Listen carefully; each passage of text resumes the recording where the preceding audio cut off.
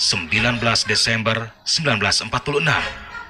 Untuk memberikan keleluasaan bagi Westerling, Jenderal Simon Spoor memberlakukan keadaan darurat perang di daerah Mandar, Parepare, Makassar, dan Bantai. Tak hanya dengan kekuatan senjata untuk memisahkan Sulawesi Selatan dari negara Republik Indonesia, tanggal 7 hingga 24 Desember 1946, pemerintah kolonial Belanda mengadakan konferensi Denpasar. Konferensi ini adalah tindak lanjut konferensi Malino untuk memperkukuh negara Indonesia Timur.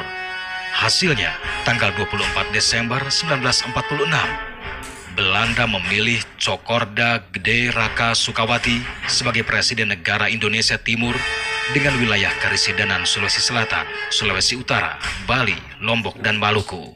Sebenarnya Belanda itu punya rancangan bahwa mereka tidak dapat menduduki Indonesia lagi secara keseluruhan. Karena itu mereka merancang membangun negara federal. Langkah pertama yang mereka anggap mau bisa membuka peluang bagi yang lain itu adalah wilayah yang disebut Grote-Oos. Karena selama mereka berkuasa, ini Grote-Oos, jadi dari Maluku, dari Nusa Tenggara, Sulawesi itu selalu melakukan perlawanan terhadap Belanda. Akhirnya sasaran pertama adalah ini. Kalau ini sudah berhasil dibentuk, itu berarti yang lain akan mudah dibentuk. Nah, karena itu untuk bisa memaksakan semua tokoh-tokoh politik dan tokoh-tokoh adat dalam rapat di Denpasar, maka dibuat aksi yang menggegarkan mereka. Jadi dalam istilah sejarah orang Belanda, orang bilang psikoangst.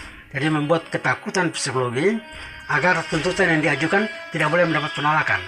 Karena itu setelah utusan delegasi itu berangkat ke Denpasar, barulah dinyatakan Staat van Oorlog en Beleg. Jadi daerah-daerah itu dalam keadaan darurat perang. Nah, karena mereka sudah di sana, Protestan tidak bisa. Nah, sekarang mau terima atau tidak, di sini sampai ganas.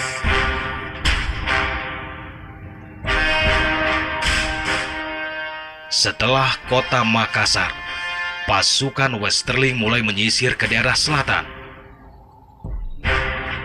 Di Bulukumba, pasukan Westerling tak hanya membunuh warga sipil.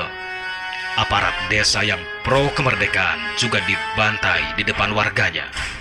Di sini tempatnya ditembak orang oleh tentara Belanda sebanyak 7 orang dan mereka itu dihadapkan ke sana tuh. Iya. Jadi itu mobil tentara Belanda ada di situ di pinggir jalan. Sementara rakyat semua ada di sini.